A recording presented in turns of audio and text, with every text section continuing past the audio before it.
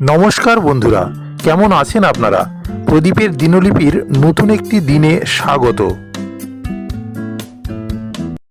Pedal for plastic free green planet বার্তা নিয়ে সাইকেলে সুন্দরবন ভ্রমণের আজ তৃতীয় দিন।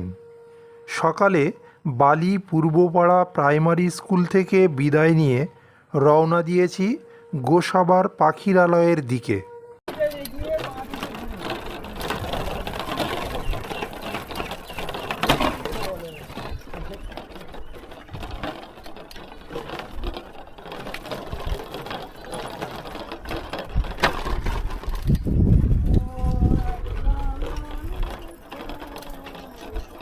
দুই পাশে তাল গাছের সারি, মাঝে 6 ফুটের কংক্রিটের রাস্তা, মাটির বাড়ি আর সবুজ চাষ জমি গ্রাম্য জীবনের এক বাস্তব চিত্র।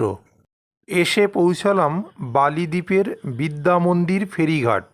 দত্তা নদী পেরিয়ে ওপারে সোনাগড়, পুরনো সংস্কার না হওয়া জেটি দিয়ে আমরা একে একে নেমে এলাম।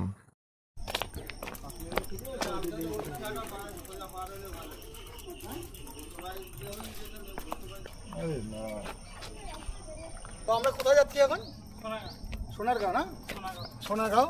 এই যে ঘাট পার হবো, ঘাট পার হলে বললে হবে না, অ্যাকচুয়ালি এখানে গিয়ে ডাকতে হবে, ডাকলে আসবে তারা আমাদের পার করতে। এই সাইড থেকে বেশি যাওয়া হয় না, যায় না মানুষজন, সেই কারণে এই ব্যবস্থাটা কম রয়েছে। ডাকলে সম্ভবত ডাকলে আসে, তাই না? ডাকলে আসে, তো ডাকবো এখন। তো চলো আমরা তোমাদের আজকে দেখাবো পাখিরালয়। গোসাবা খেতে যাবো দেখি, শিওর না, তবে আমরা আজকে তোমাদের পাখিরালয় অবশ্যই দেখাবো। চলো কিছু বলো। দাদা কোথা থেকে এসছেন? বারাসাত থেকে। বাড়ি কোথায়? বাড়ি বারাসাত থেকে। আচ্ছা, বারাসাতেই আপনি লোক? হ্যাঁ। সাইকেল নদী পেরিয়ে আমরা চলেছি গোসাবা আইল্যান্ডের সোনাগড়। এটি একটি ভ্রাম্যমাণ স্বাস্থ্যকেন্দ্র। লঞ্চের মধ্যে চলে আউটডোর। স্থানীয় মানুষের স্বাস্থ্য পরিষেবার কথা মাথায় রেখেই এই ব্যবস্থা।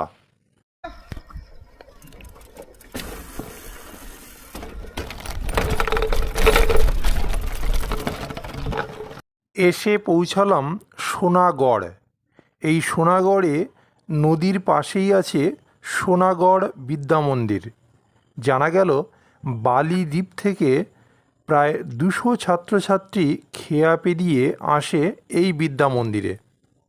চলেছি নদী বাঁধের উপর দিয়ে আমাদের স্বপ্নের সফরে সাইকেল চালিয়ে। এক অন্য অনুভূতি। একদিকে বহমান নদী, আরেকদিকে সবুজে ঘেরা জনপদ। তবে প্রাকৃতিক দুর্যোগে এ সমস্ত দ্বীপবাসীর সীমাহীন বিপর্যয়ের কথা মনে করলে গায়ে কাঁটা দিয়ে ওঠে।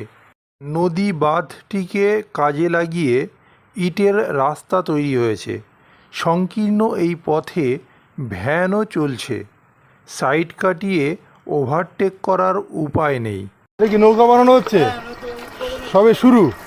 বাহ, সাথে থাকার জন্য ধন্যবাদ। ফিরে আসব প্রদীপের দিনলিপির আরও একটি নতুন দিন নিয়ে। সুস্থ থাকুন, ভালো থাকুন। জীবন সুন্দর, আনন্দম।